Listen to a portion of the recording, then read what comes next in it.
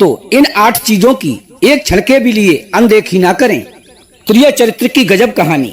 प्रिय दोस्तों, कहानी शुरू करने से पहले आप सभी दर्शक बंधुओं से मेरा निवेदन है, यदि आपने अभी तक हमारे चैनल दर्पण ज्ञान गागर यूट्यूब चैनल को सब्सक्राइब नहीं किया है तो प्लीज चैनल को अभी सब्सक्राइब कर लें, बेल आइकन प्रेस कर दें ताकि हर आने वाली वीडियो की नोटिफिकेशन सबसे पहले आपको प्राप्त हो सके और प्रिय दर्शक बंधुओं आप उसका लाभ उठा सकें।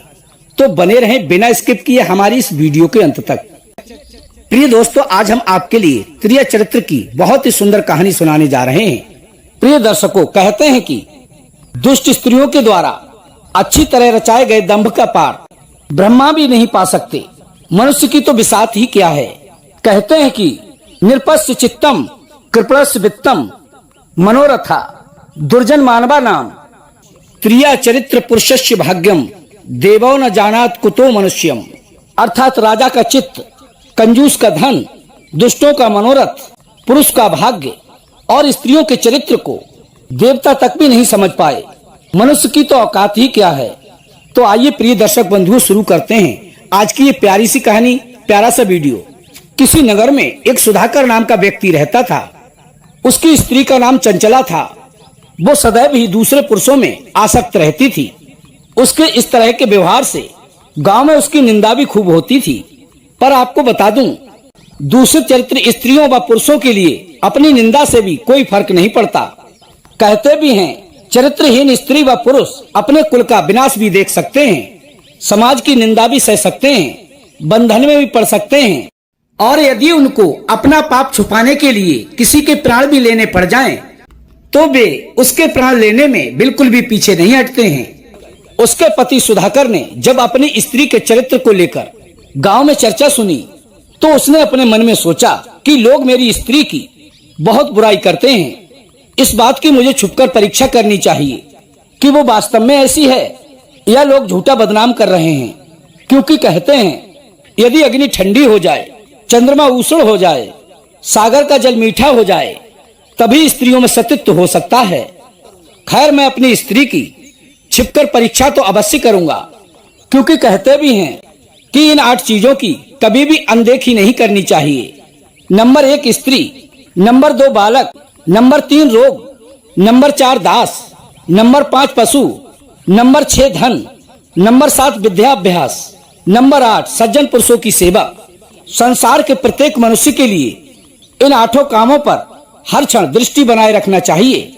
इनकी अनदेखी करने का अर्थ है स्वयं का और दूसरों का नुकसान करना।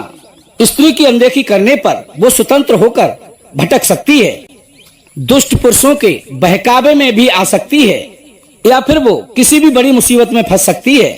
बुरी मनसा वाले लोग उसे अपना अवसर भी बना सकते हैं। प्रिय दोस्तों, हर समय दृष्टि रखने का मतलब ये नहीं है कि उसकी स्वतंत्रता या उसके अधिकार छीन लिए जाएं। वो हर कार्य के लिए स्वतंत्र है, पर उसके हर कार्य में पिता, पति, पुत्र या भाई का समर्थन और सहयोग होना अत्यंत अनिवार्य है। इनकी देखरेख में ही वो अपने सारे कार्य कर सकती है। इससे नारी का चरित्र भी दूषित नहीं होगा और उसकी मान प्रतिष्ठा भी बढ़ेगी। बालक की निगरानी करने से बालक मुसीबत में नहीं फंसता, बुरी संगत से बचा रहेगा और उसमें अवगुण भी उत्पन्न नहीं होंगे। रोग की अनदेखी करने से रोग एक नासूर बन जाता है। यदि समय रहते उसका उपचार हो जाता तो वो कम खर्च और कम कष्ट उठाए ठीक हो सकता है। नौकर की अनदेखी करने का अर्थ है कि वो लापरवाह हो सकता है और आपको नुकसान भी पहुंचा सकता है। पशु की अनदेखी करने से वो किसी खंडक या खाई में गिर सकता है, आवारा भी हो सकता है। धन की अनदेखी करने से आपके साथ जालसाजी भी हो सकती है। चोर और धूर्त लोग उसे हड़प सकते हैं। विद्या का अभ्यास न करने से विद्या विष के समान हो जाती है, अर्थात उसे भूल भी सकते हैं और समय पर आपकी प्रतिभा सही परिणाम नहीं देती है। सज्जन पुरुषों की सेवा न करने से ईमानदारी, इंसानियत, सदाचार, संस्कार विलुप्त हो सकते हैं। सज्जन पुरुषों की वजह से ही समाज में प्रेम और सद्भाव बना रहता है, वरना तो दुनिया में पाप और भ्रष्टाचार बढ़ जाएगा। प्रिय दर्शक बंधुओं, अब वहीं आ जाइए कि जब सुधाकर ने अपनी पत्नी का छिपकर परीक्षण करने का निर्णय किया, उसने अपनी पत्नी से कहा कि हे प्रिय, आज मैं काम की तलाश में बाहर जा रहा हूँ, वहाँ मुझे 2-4 दिन लग सकते हैं, इसलिए तुम मुझे रास्ते के लिए कुछ पकवान बनाकर रख दो। भूख लगने पर मैं उन्हें खा लूंगा। अपने पति सुधाकर की बाहर जाने की बात सुनकर पत्नी मन ही मन बहुत प्रसन्न हुई। उसने खुशी खुशी देसी घी के पकवान बनाकर अपने पति को दे दिए।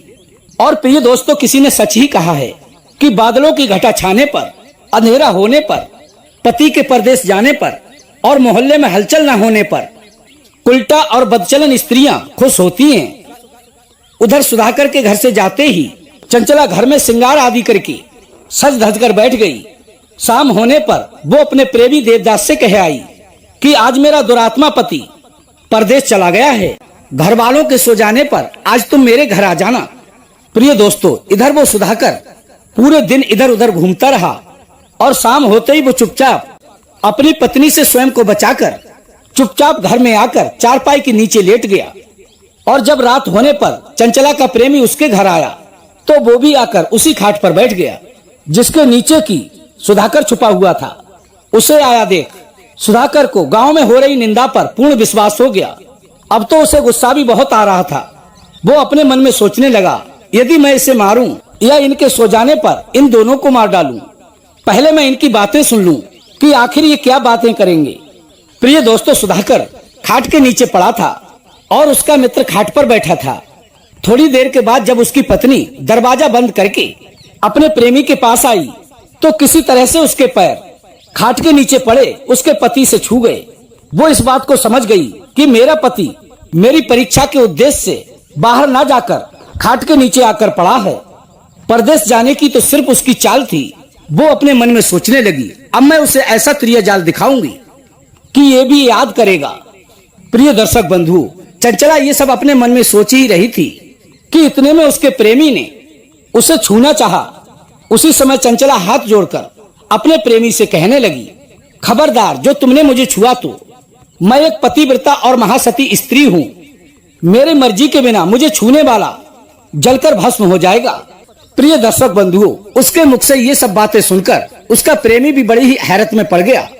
वो कहने लगा, फिर तुमने मुझे इतनी रात गए अपने घर क्यों बुलाया? तभी चंचला बोली, सुन, तुम्हें बुलाने का एक दूसरा कारण है।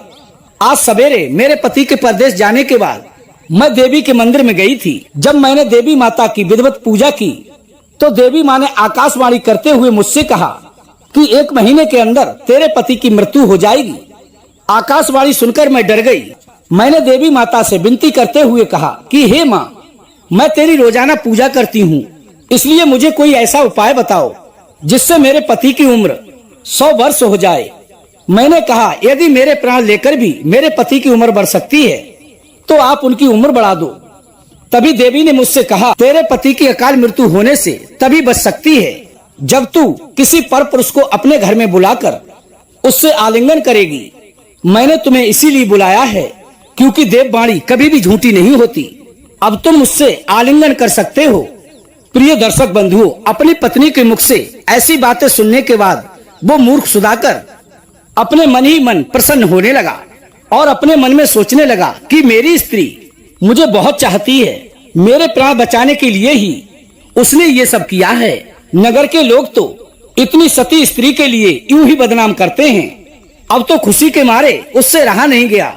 वो एकदम खाट के नीचे से निकलकर आया और अपनी पत्नी से कहने लगा कि हे पतिव्रते, हे प्राण प्रिय, हे प्राण वल्लभा, मुझे क्षमा कर दो, क्योंकि दुष्ट लोगों के बहकावे में आकर मैंने तुम्हारी परीक्षा करने की हिम्मत जो की है। आज मुझे पता चल गया कि पति की भक्ति करने वाली स्त्रियों के रूप में तुम सबसे ऊपर हो। तुमने परपुरुष के साथ बैठकर भी अपने पतिव्रत धर्म का पालन किया है। तुम तो धन्य हो प्रिय। इतना कहकर उसने अपनी स्त्री को अपने कंधे पर बिठा लिया। उसने चंचला के प्रेमी से भी कहा कि हे महापुरुष, मेरी स्त्री के कहने पर मेरी रक्षा के खातिर तुम मेरे घर आए। तुम्हारी कृपा से ही आज मुझे 100 वर्ष की आयु प्राप्त हुई है, इसलिए तुम भी मेरे कंधे पर बैठ जाओ। प्रिय दर्शक बंधुओं, इतना कहकर उसने जबरदस्ती उसके प्रेमी को अपने कंधे पर बिठा लिया और उन दोनों को अपने कंधे पर बिठाकर सवेरा होते ही वो अपने मोहल्ले में द्वार द्वार जाकर उन दोनों की प्रशंसा के पुल बांधने लगा। प्रिय दोस्तों, किसी ने सच ही कहा है कि मूर्ख मनुष्य सामने पाप करने पर भी मित्रता के कारण शांत रहता है। इसलिए सदैव ही ध्यान रखो, वो अवसर न आने दें जो कि लोग आपकी मूर्खता पर हंसें। बाद में मूर्ख बनने से तो अच्छा है कि पहले ही कुछ सावधानियां बरत ली जाएं, क्योंकि शुक्र नीति कहती है वस्त्र, अन्न, आभूषण, प्रेम और मीठे वचन और यथाशक्ति व्यवहार करते हुए, उन पर दृष्टि रखते हुए स्त्री पुत्र की सदैव ही रक्षा करनी चाहिए। प्रिय दर्शक बंधुओं, इस कहानी को सुनाने का हमारा उद्देश्य किसी भी स्त्री को अपमानित करना या उन्हें ठेस पहुंचाना नहीं था, बल्कि समाज में कुछ दूषित चरित्र स्त्री पुरुष हैं जो अपनी मान मर्यादा को ताक पर रखकर व्यभिचार में लिप्त हैं। उनके लिए सही रास्ते पर लाना ही इस कहानी का उद्देश्य है। यदि आपको हमारी आज की ये कहानी पसंद आई हो तो वीडियो को लाइक कर देना, शेयर करना और चैनल को सब्सक्राइब अवश्य कर लेना और कमेंट के माध्यम से हमारा उत्साह बढ़ाने के लिए हमें अवगत कराना कि कैसी लगी आज की हमारी ये कहानी। कल फिर मिलेंगे इसी प्रकार की ज्ञानवर्धक चर्चा के साथ। इसी के साथ प्रिय दोस्तों, राधे राधे, जय श्री कृष्णा।